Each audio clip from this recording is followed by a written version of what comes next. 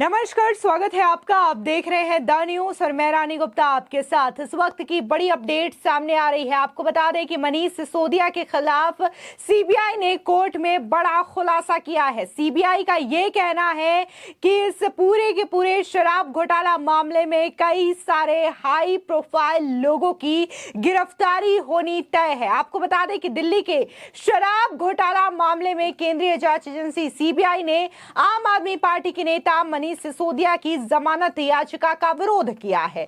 समाचार agency ANI के मुताबिक सीबीआई ने कोर्ट को यह बताया है कि केस में कुछ हाई प्रोफाइल लोगों को गिरफ्तार किया जा सकता है। अभी जांच चल रही है और मनीष सिसोदिया इसमें बाधा डाल सकते हैं। दरअसल आपको बता दें कि दिल्ली में 17 नवंबर 2021 को केजरीवाल सरकार ने नई शराब नीति लागू की थी। यह नीति जल्द विवादों में आ गई। दिल्ली के शराब घोटाले की जांच सीबीआई कर रही है और वही इस मामले में मनी लॉन्ड्रिंग की जांच ईडी के हवाले से की जा रही है। ईडी ने हाल ही में तेलंगाना के पूर्व सीएम केसीआर की बेटी के कविता को भी गिरफ्तार किया था। इससे पहले इस मामले में दिल्ली के पूर्व डिप्टी सीएम मनीष सिसोदिया और आम आदमी पार्टी के सांसद संजय सिंह को भी केंद्रीय जांच एजेंसी ने गिरफ्तार किया है। आपको बता दें कि मनीष सिसोदिया की याचिका पर सोमवार यानी कि 18 मार्च 2024 को सुनवाई हुई। इस दौरान सीबीआई ने उनकी जमानत याचिका का विरोध किया। उधर सिसोदिया की ओर से पेश वकील ने यह दावा किया कि कोर्ट की कार्रवाई में देरी हो रही है। इस पर सुप्रीम कोर्ट ने कहा कि अगर कोर्ट की कार्रवाई धीमी गति से चलती है तो आरोपी 3 महीने में जमानत के लिए गुहार लगा सकता है। बता दें कि इससे पहले सुप्रीम कोर्ट ने 14 मार्च को मनीष सिसोदिया की क्यूरेटिव पिटीशन खारिज कर दी थी।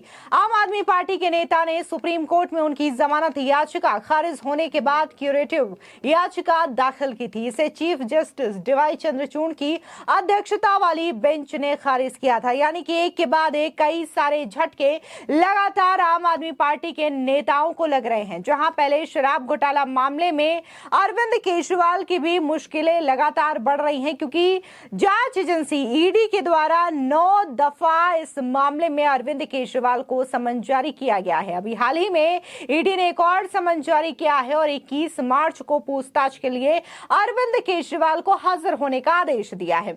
लेकिन इससे पहले भी 8 बार ईडी समन जारी कर चुकी है। वहीं अब दूसरा जो मामला है वो जल बोर्ड घोटाले का मामला है, जिसमें दिल्ली के सीएम अरविंद केजरीवाल फंसते हुए नजर आ रहे हैं, क्योंकि ईडी ने जल बोर्ड घोटाला मामले को लेकर के भी अरविंद केजरीवाल को आज यानी कि 18 मार्च को समन जारी किया था और पूछताछ के लिए बुलाया था। लेकिन अरविंद केजरीवाल जिस तरीके से बार बार शराब घोटाला मामले में समन को नजरअंदाज कर रहे हैं, इसे गैर कानूनी बता रहे हैं, ठीक इसी तरीके से जल बोर्ड घोटाला मामले में भी उन्होंने यही रास्ता चुना है और वो आज भी ईडी के पूछताछ में हाजिर नहीं हुए हैं। और बाकायदा आम आदमी पार्टी के द्वारा जो जल बोर्ड घोटाले का समन ईडी ने भेजा है, इसको भी असंवैधानिक बताया गया है, गैर कानूनी बताया गया है।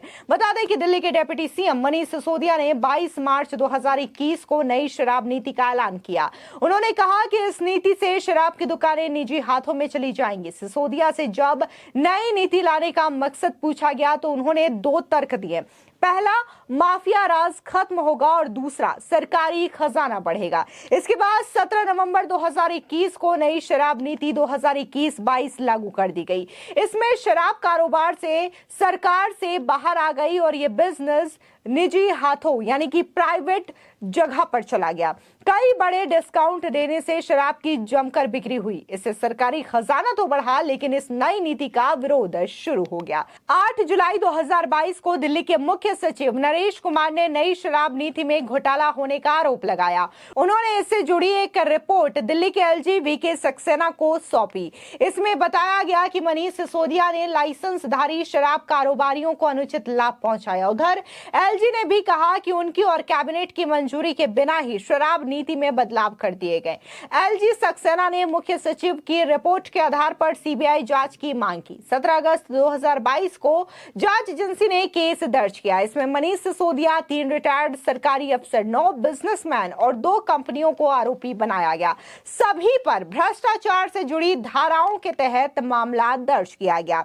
जिसके बाद 19 अगस्त को मनीष सिसोदिया के घर, दफ्तर समेत 7 राज्यों के 31 ठिकानों पर छापेमारी की गई। इस पर पर सिसोदिया ने दावा किया कि सीबीआई को कुछ नहीं मिला। इधर 22 अगस्त को ईडी ने सीबीआई के मामले की जानकारी लेकर के मनी लॉन्ड्रिंग के एंगल से केस दर्ज कर लिया। विवाद बढ़ता देख 28 जुलाई 2022 को दिल्ली सरकार यानी कि केजरीवाल सरकार ने नई शराब नीति को रद्द कर दिया। फिर से पुरानी नीति लागू करने का फैसला लिया गया और 31 जुलाई को सरकार ने कैबिनेट नोट में यह बताया कि शराब की ज्यादा बिक्री के बाद भी सरकार की कमाई कम नहीं हुई, क्योंकि खुदरा और थोक कारोबारी शराब के धंधे से हटे रहे।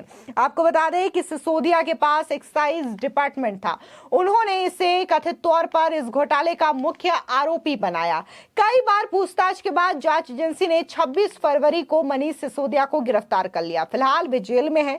सीबीआई ने मनीष सिसोदिया पर आरोप लगाया है कि एक्साइज मिनिस्टर होने के नाते उन्होंने मनमाने और एक तरफा फैसले लिए हैं, जिससे खजाने को भारी नुकसान पहुंचा और शराब कारोबारियों को फायदा हुआ है। उधर बात अगर हम बीजेपी की करें तो बीजेपी इस मामले को लेकर के जम करके आम आदमी पार्टी को घेरती हुई नजर आ रही है और बार बार बीजेपी का यह कहना है कि अरविंद केजरीवाल जो खुद को कट्टर ईमानदार बताया करते थे, अपनी आम आदमी पार्टी को कट्टर ईमानदार वाली पार्टी बताया करते थे, उनके एक एक नेता किसी न किसी घोटाले में उनका नाम सामने आ रहा है। फिर चाहे वो जल बोर्ड घोटाला हो, वक्फ बोर्ड घोटाला हो या फिर शराब घोटाला हो, इसमें उनके नाम सामने आ रहे हैं और ये वही मनीष सिसोदिया है जिन्हें अरविंद केजरीवाल भारत रत्न दिलाने की बात करते थे। ऐसे में लगातार बीजेपी इस पूरे मामले को बड़ी ही तरीके से जो है निशाने पर लिए हुए है और इस मामले को लेकर के लगातार केजरीवाल सरकार से सवाल पूछ रही है।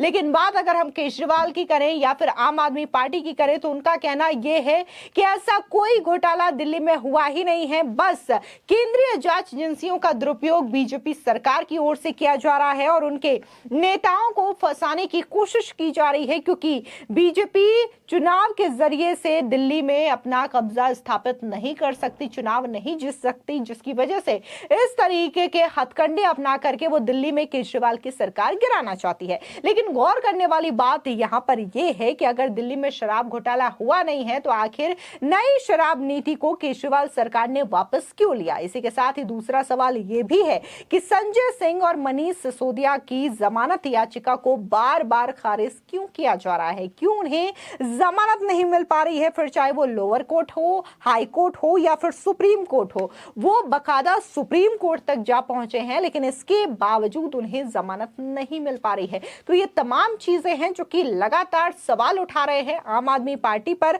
हालांकि बीच में आम आदमी पार्टी ने यह भी आरोप लगाया था कि बीजेपी ऑपरेशन लोटस कर रही है, यानी कि उनके विधायकों को खरीदने की कोशिश कर रही है। लेकिन जब इस मामले में बीजेपी शिकायत करती है और दिल्ली पुलिस की जो जांच टीम है उनके घर पर पहुंचती है और सवाल जानना चाहती है, तो उल्टा बीजेपी पर ही आम आदमी पार्टी आरोप लगाते हुए नजर आती है। तो यहां पर कई तरीके के मामले हैं जिसको लेकर के आम आदमी पार्टी लगातार घेर रही है और उनसे कई सारे सवाल पूछे जा रहे हैं। फिलहाल इस पूरे मामले को लेकर के आपकी क्या राय है, हमारे कमेंट सेक्शन में जरूर बताएं। धन्यवाद।